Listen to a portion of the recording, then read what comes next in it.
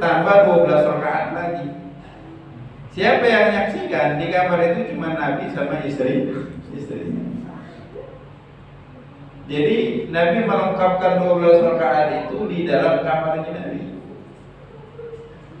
Di dalam kamarnya 20 rakaat.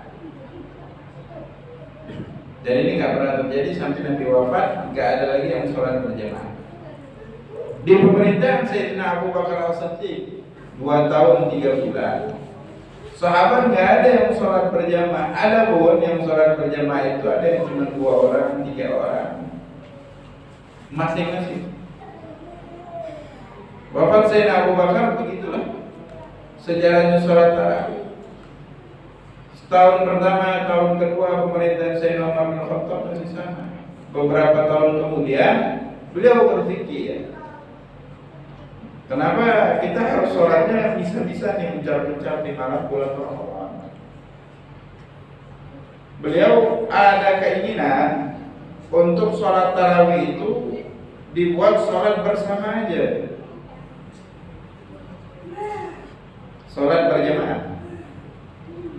Cuman walaupun konsep kepemimpinannya itu monarki ya, kerajaan, khalifah, cuman keputusannya selalu diambil melalui musyawarah, apalagi yang terkait dengan agama, terkait dengan syariat.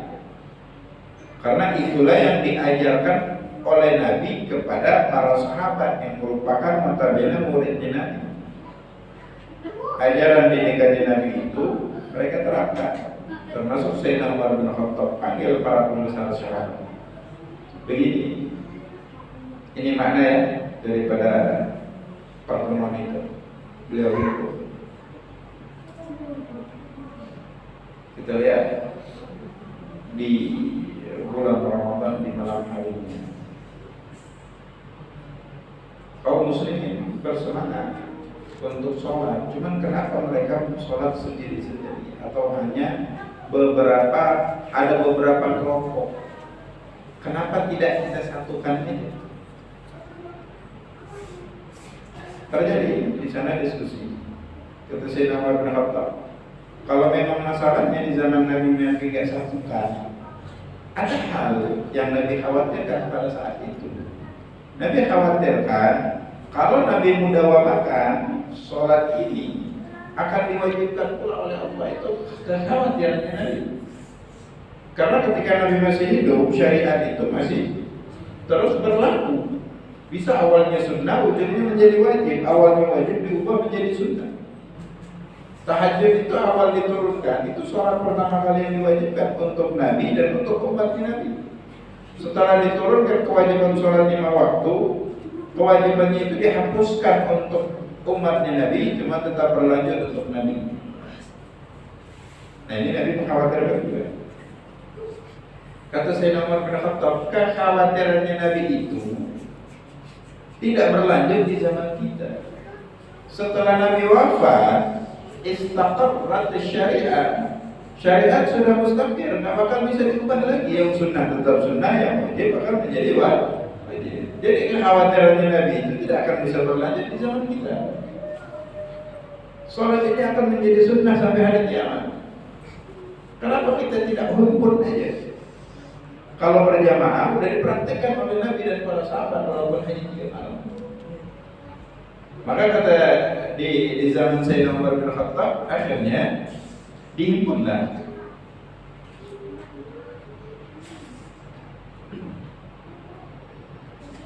Untuk sholat berjamaah, jamaah perempuan dihimpun bersama Tamim Ad-Dari jadi imamnya. Untuk laki-laki dipisah, Salman ibn Abi Khaisamah yang menjadi imam. Thumma kharaja dhata lailatin wan nas yusallunaha jama'atan. Jadi faqad ruwiya al-Imam al-Bukhari fi sahihi. Diriwayatkan Imam Bukhari di dalam sahihnya an Aisyah radhiyallahu anha. Diriwayatkan dari Sayyidatuna Aisyah radhiyallahu anha anna Rasulullah sallallahu alaihi wasallam, bahwasanya Rasul sallallahu alaihi wasallam kharaja lailatan, Suatu malam beliau keluar, yakni di Ramadan, yaitu di malam bulan Ramadan. Fi jawfil lail, di pertengahan malam. Wa shalla fil masjid, salat di masjid. Wa shalla rijalun bi salatihi, salatlah para sahabat dengan salatnya Nabi. Fa tufiya Rasulullah sallallahu alaihi wasallam wal amru ala dzalik. Ketika Nabi wafat, perkara masih seperti itu. Ai inna kulla ahadin yusallu qiyam Ramadan fi baitihi munfaridan. Setiap sahabat salat namanya qiyam Ramadan. Belum masyhur nama salat ini salat tarawih. Kan hadis yang masyhur, man qama Ramadan imanan wa ihtisaban ghufira lahu ma taqaddama min dhanbihi.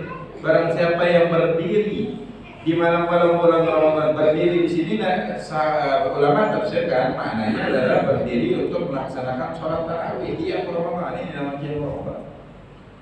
Iman dengan keimanan, wahtisaban, berharap untuk mendapatkan keridhaan Allah. Ghufira lahu ma taqaddama min dhanbihi, diampuni dosanya yang telah lalu.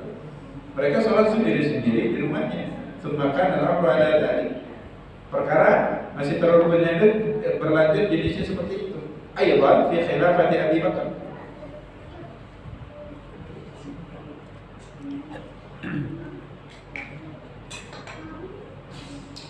Di awal pemerintahan Sayyidina Abu Bakar As-Siddiq. Wa sadrin min khilafati Umar. Begitu juga di awal pemerintahan Sayyidina Umar radhiyallahu anhu. Thumma jama'a Umar ar-rijal ala Ubay bin Ka'ab. Sayyidina Umar bin Khattab menghimpun laki-laki diimami oleh Ubay bin Ka'ab. Bukan ini tadi ya. Wa jama'a nisa ala Tamim Dari. Perempuan itu Tamim Ad-Dari, ada yang mengatakan Salman ibn Abi Haitham. Kalau laki-laki Ubay bin Ka'ab. Thumma kharaja dhata lailatin wan nasi yusallunaha jama'atan. Kemudian keluar di suatu malam dan orang pada sholat berjamaah. Faqala, maka beliau berkata ketika satu malam Ramadan orang pada sholat berjamaah, ni'matul bid'ah hadhihi. Beliau berkomentar sebaik-baiknya bid'ah adalah ini. Dijelasin di sini. Wa inna ma sammaha bid'atan. Kenapa dinamakan bid'ah? Liannahu alaihi salatu wasallam lam yusanna lahu al-ijtima' laha. Karena Nabi tidak menganjurkannya, tidak menetapkan untuk berkumpul setiap malam. Karena alasan tadi. Wala kana fi zaman Siddiq, juga ada di zaman Sayyidina Abu Bakar. Wala awal al-laila ba'da fi'li al-isya kama alaihi an-nas al-yawm. Dan juga sholatnya sahabat itu yang di zaman Sayyidina Umar bin Khattab sampai pemerintahan selanjutnya berlanjut sampai zaman kita sekarang. Sholat berjamaah di masjid, sholat tarawih. Cuma nggak pernah dilakukan di awal malam. Habis sholat isya pulang. Sholat tarawih itu ntar tengah malam.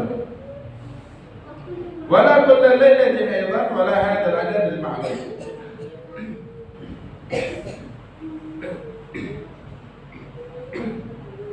Wa amma hadis kullu bid'atin dhalalah. Adapun hadis yang mengatakan semua bid'ah itu sesat, bahwa minal amil maksus. Ini lafaznya itu masih umum. Ada maksus, ada hadis yang mentaksis. Bahwasanya kalau ada lafaz umum semua bid'ah dhalalah, sesat. Terus ada hadis lagi yang menjelaskan ada bid'ah yang baik. Oh, berarti kullunya itu semuanya itu hilang karena ada pengkhususkan. Jadi dibagilah, pecahlah. Jadi kita nggak bisa mengitlaqkan.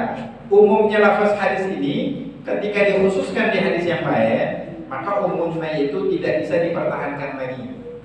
Jadi nggak bisa kita mengatakan semua bid'ah itu sesat. Kalau nggak, ini hadisnya sahih. Komentarnya Sayyidina Umar bin Khattab, ni'matul bid'ah hadhihi, sebaik-baiknya bid'ah hadhihi. Setidaknya dua hadis ini aja udah dipantuli. Ya nggak mungkin dari sumber yang sama bisa menyebabkan hukum yang berbeda, nggak mungkin. Jadi supaya mencari kepastian hukum, dari dua dalil yang tumpang tindih ini kan dibahas. Maka adalah kaidah usul fikih mengatakan ada amal maksus. Yafhamu kullun.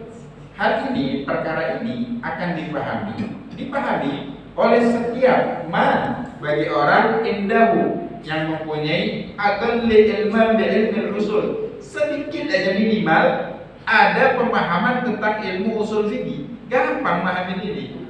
Ada